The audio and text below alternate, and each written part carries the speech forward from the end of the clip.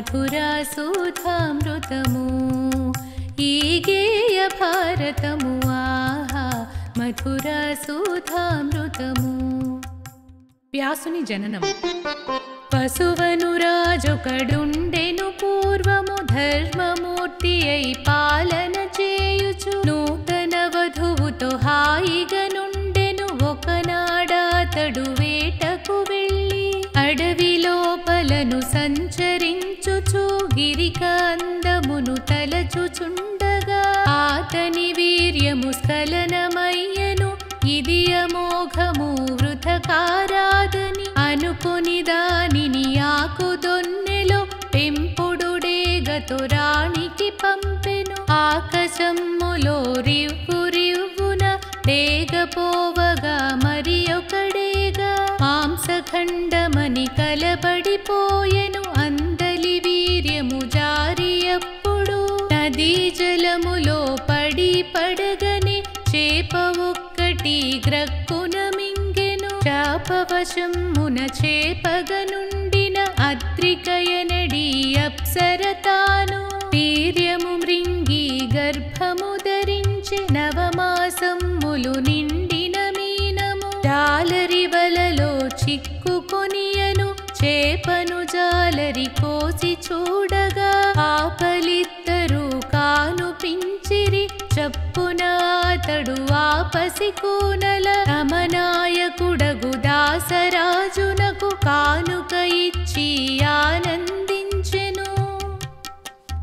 శాపము తీరిన అద్రిక ఎప్పుడు దివ్య భామినుల దేహము దాల్చి తన లోకమునకు వెడలిపోయెను.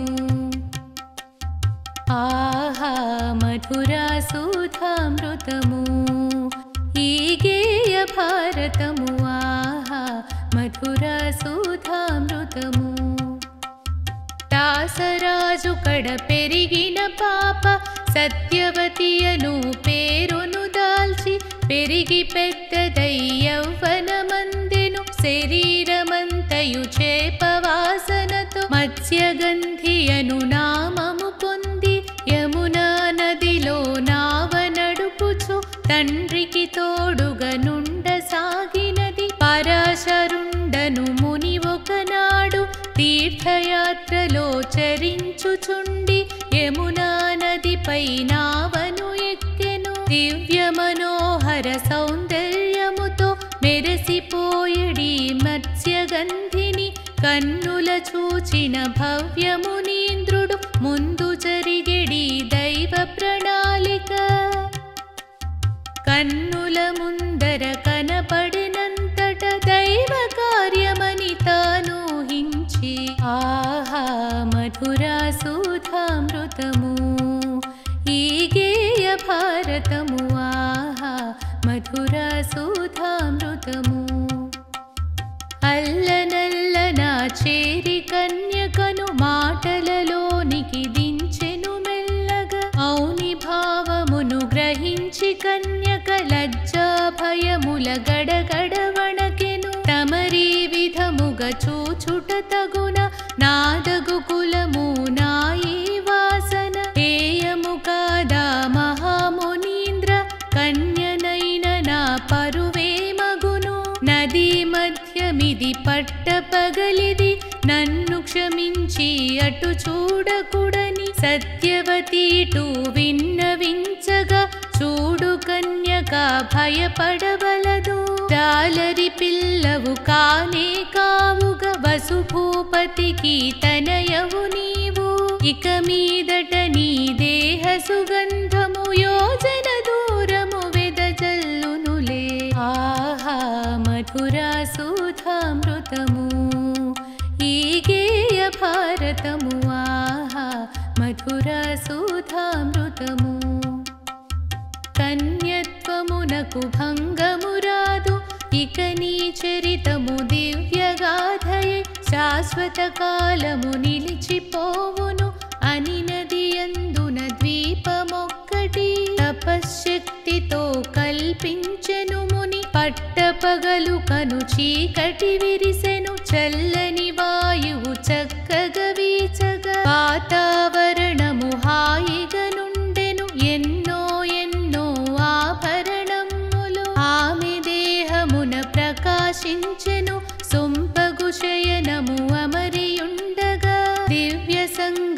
వివాహము జరిగిపోయెను.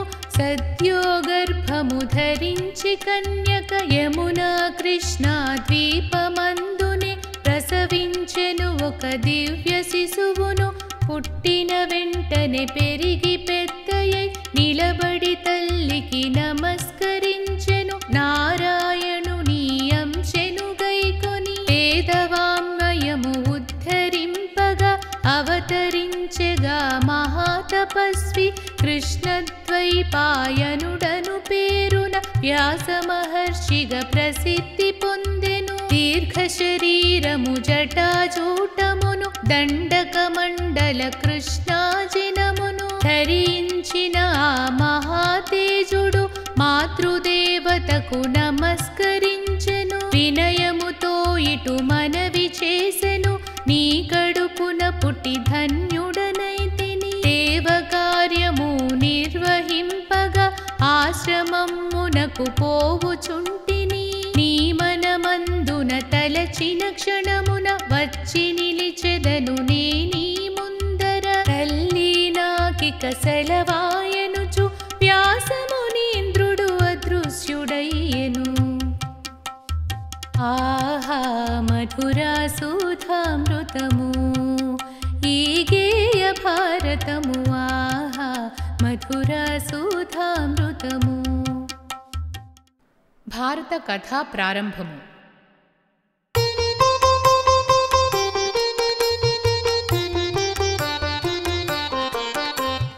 మహానుభావుడు సూతమునీంద్రుడు వ్యాస మహర్షికి నమస్కరించుచు భారత గాథను ప్రారంభించెను. మహాభిషుడనే భూమీశ్వరుడు ఇహలోకములో ప్రజలు మెచ్చగా, పరలోకములో దైవము మెచ్చగా ధర్మయుక్తముగ పరిపాలించుచు ఆరాజేగెను సత్యలోకముకు. దేవతలందరూ బ్రహ్మదేవుని కొలుచుచుండగా గంగాదేవి సేవలు చేయగా అరుదించినది.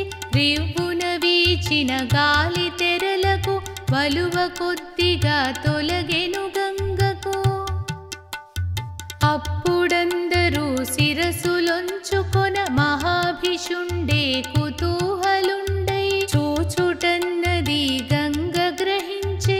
ఆమె కూడను అదే భావమున ఉన్న విషయము బ్రహ్మ గ్రహించి ఇట్టి లోకమున అట్టి భావములో ఉండనేరవని మరి ఆ క్షణమే మహాభిషుణ్ణే శంతనుణ్ణిగా భూలోకమున జన్మించమని శాపమిచ్చి ఆ గంగను జూచి, నీవు కూడా ఈ శంతన ప్రభువుకే భార్యవౌదువని శాపమిచ్చెగదా.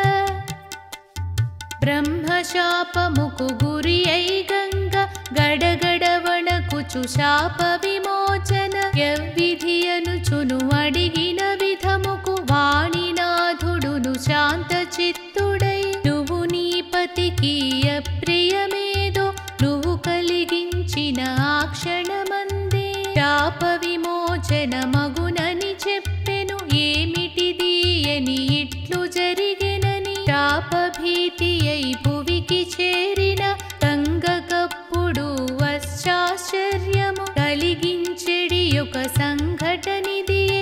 అష్టవసువులును దుఃఖితులగుచును వశిష్ఠమౌనికి తాము చేసిన తప్పిదమ్మునకు శాపగ్రస్తులై భూలోకమ్మున జన్మించమని అష్టవసువులగు మమ్ముల శపించే. కనుక మాకిక తల్లివి నీవై పుట్టిన మమ్ముల పుట్టినట్లుగానే నదీ జలమున మమ్ముంచవలే.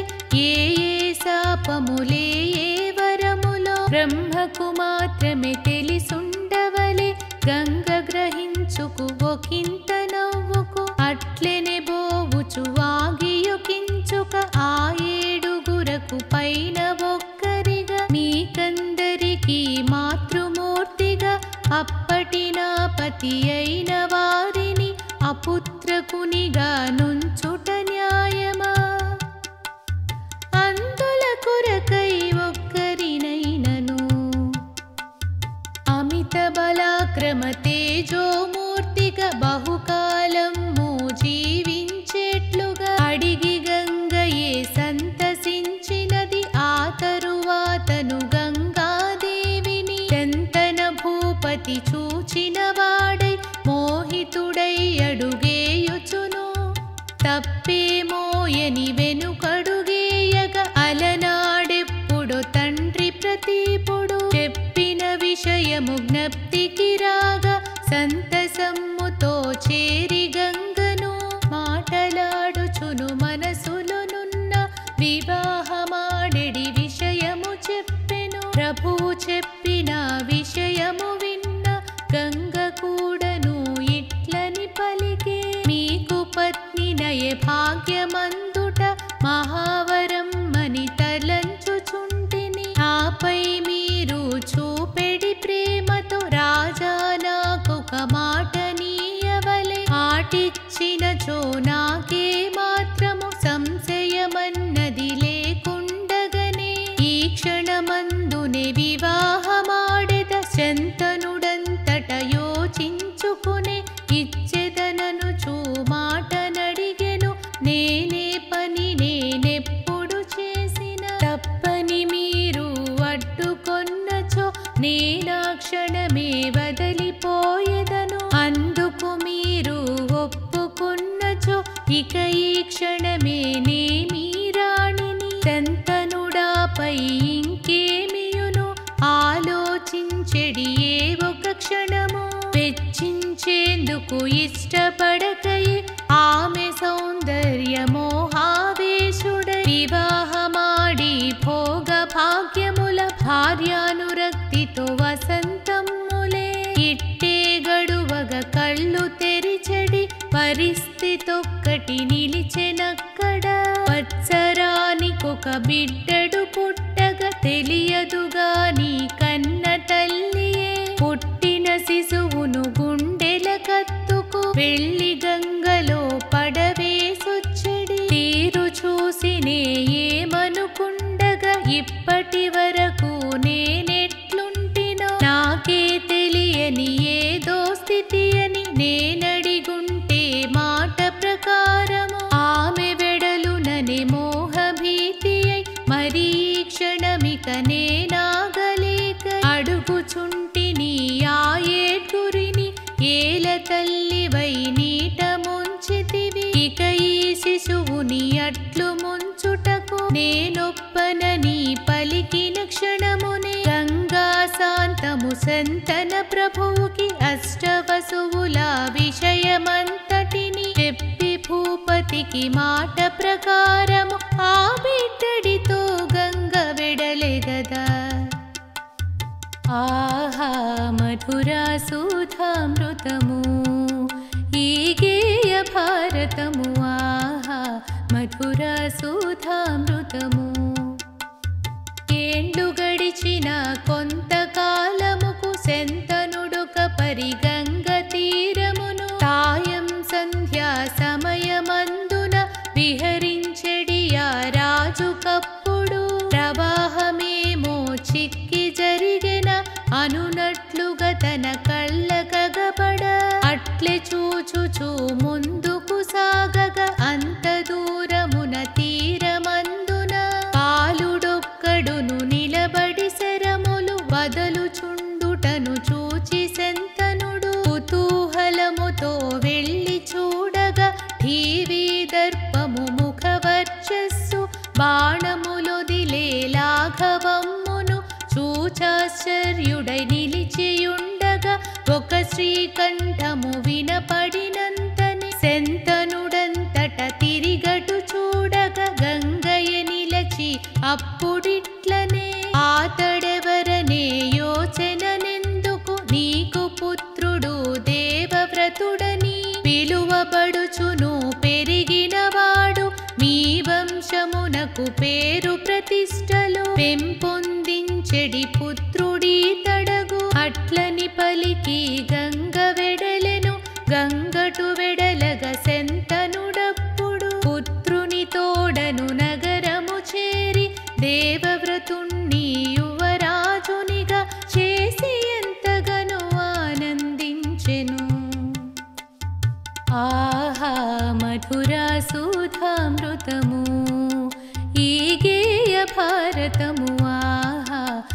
మధుర సుధామృతము.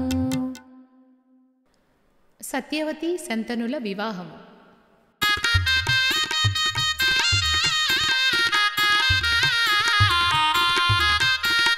సుగంధ పరిమళ వాయు వీచికలు వింతగ సోకగ పరవశమందెను. వింతగనున్నది దివ్య సుగంధము, ఇది ఎక్కడిదో తెలియకున్నదని కుతూహలముతో వెదకుచుండగా యమునా నదిలో నావను నడుపుచు చక్కని చిన్నది సమీపించెను.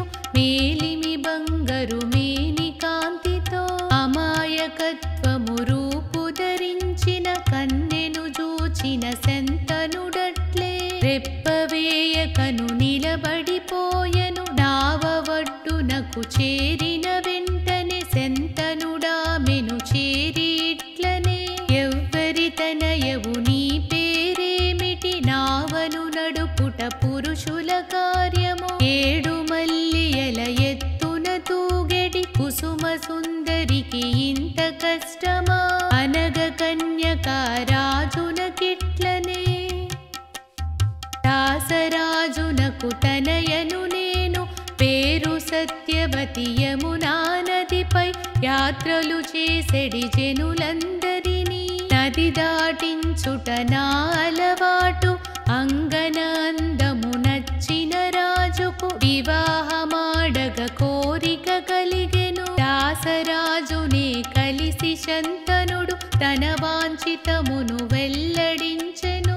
మము పాలించెడి ప్రభువులు తమరే, మా కోరికలను మన్నింపవలే. తమరీ కన్యను వివాహమాడిన ఈమె సుతునకే పట్టము గట్టగా వాగ్దానమును చేయగోరెదను. ఆతని కోరిక విన్న శంతనుడు తలను వంచుకొని వెనుకకు పోయెను. హస్తినపురము చేరిన నరపతి మనోవ్యాధితో కృంగిపోయెను.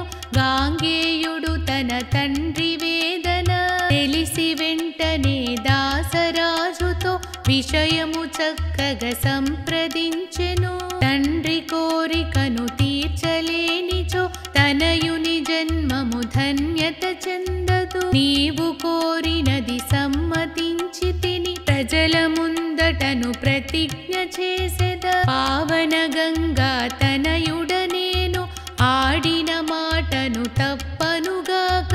నేనీ రాజ్యము వదలి వేసెదను, నీ మనుమలకే రాజ్యమునిచ్చెద. నీ పుత్రికనిక సంశయింపకను, పితృదేవులతో పెండ్లి చేయవలె. దాసరాజునకు తృప్తి కలుగకను మరల సంశయము విశదము చేసెను. ధర్మబుద్ధి గల మహాపురుషుడగు నీ వాగ్దానము నిలుపుకొందువు.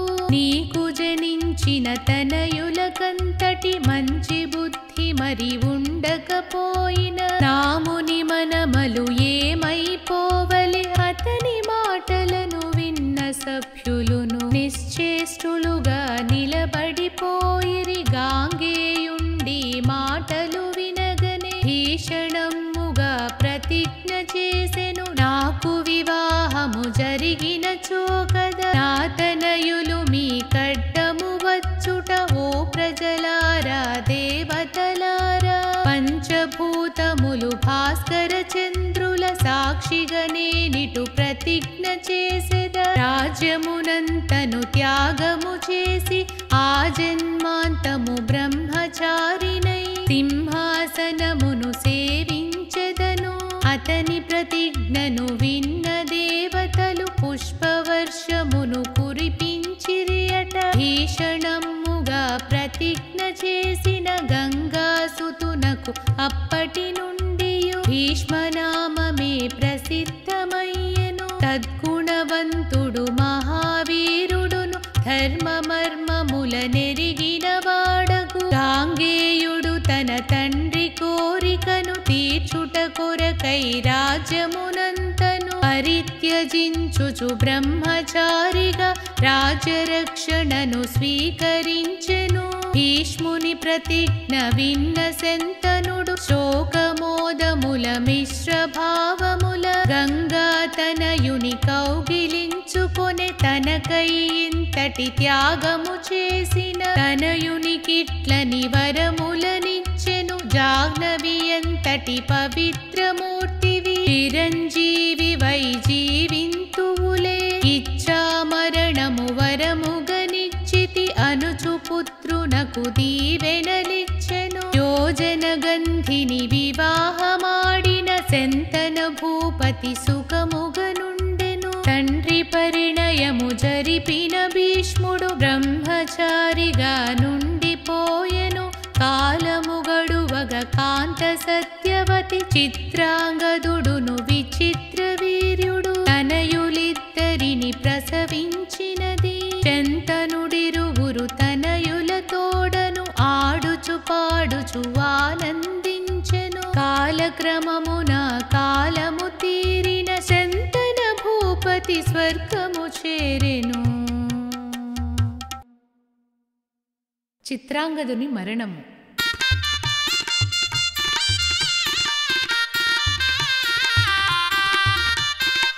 అప్పుడు భీష్ముడు దుఃఖము మృంగుచు తర్పణ క్రియలను తానొనరించెను. తల్లి సత్యవతి నోదాచుచును. ఆమెయానతిని చిత్రాంగదునకు సింహాసనము పట్టము గట్టెను. యుద్ధ ప్రియుడగు చిత్రాంగదుడును చిత్రాంగదుడని గంధర్వునితో సమరము చేయుచు స్వర్గము చేరెను. దుఃఖము తోడను కృంగిన భీష్ముడు దిటవు తెచ్చుకొని పోయిన తమ్ముని అంత్యక్రియలను నిర్వహించెను. మరల సత్యవతి ఆనతి గైకొని రెండవ తమ్ముని విచిత్ర వీర్యుని ప్రజలు మెచ్చగా రాజును చేసెను. విచిత్ర వీర్యుని వివాహము.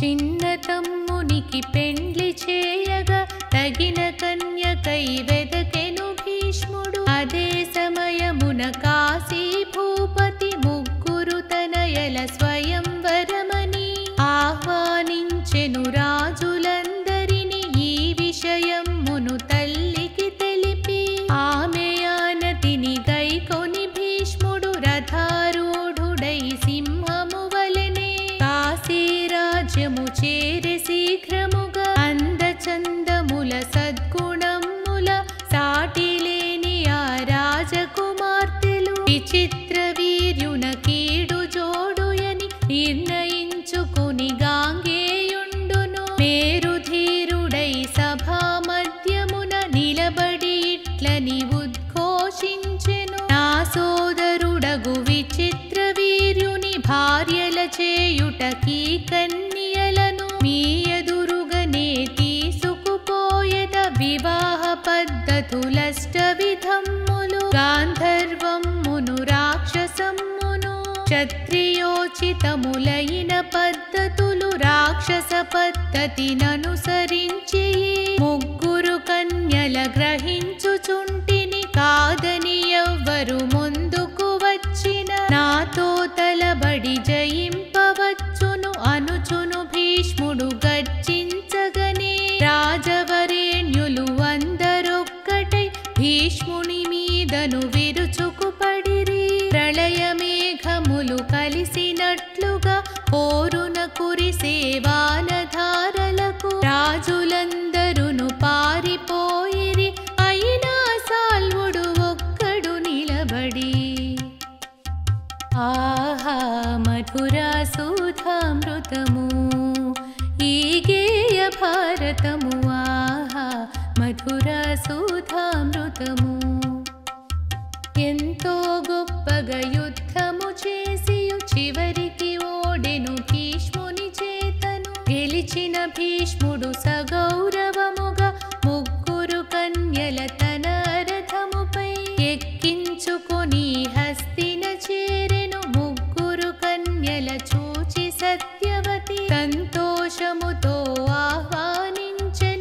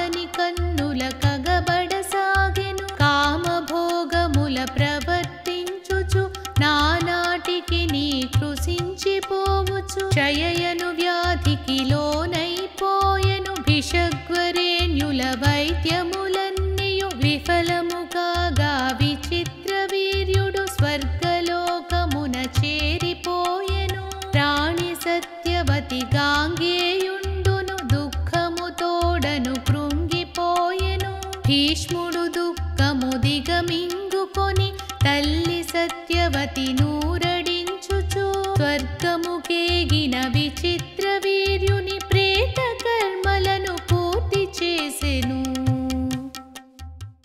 వ్యాసుని ప్రవేశము.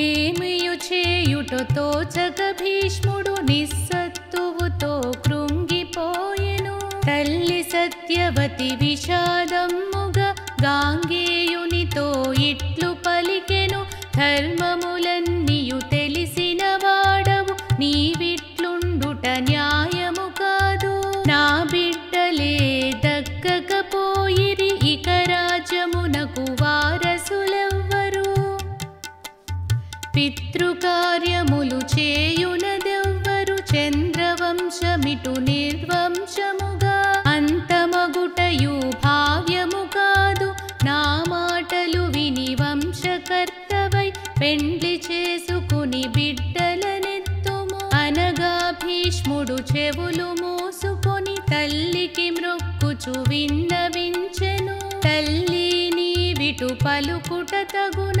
పంచభూతముల సాక్షిగా చేసిన ప్రతిజ్ఞ విడచిన పాపము కలుగును కనుకను నేనిక ఆ జన్మాంతము వివాహమాడుట అన్నది ఉండదు తల్లి నీకొక ధర్మ సూక్ష్మమును చెప్పెద శ్రద్ధగా నాలకింపుము వంశవృద్ధికై సుతులు లేనిచో ఆపద్ధర్మము ఒకటి ఉన్నది బ్రాహ్మణోత్తముని భక్తితో పిలిచి ధనధాన్యముతో తృప్తిని చేసి మన వంశమును నిలబెట్టమని కోడలి వద్దకు పంపించవలే ఎన్నో వంశములిట్లు చేసి వంశకర్తలగు పుత్రులనొందిరి ఈ ఆపదలో మన వంశమునకు ఈ పద్ధతియే ఆచరణీయము ఆహా మధుర సుధామృతము ఈ గేయ భారతము ఆహా మధుర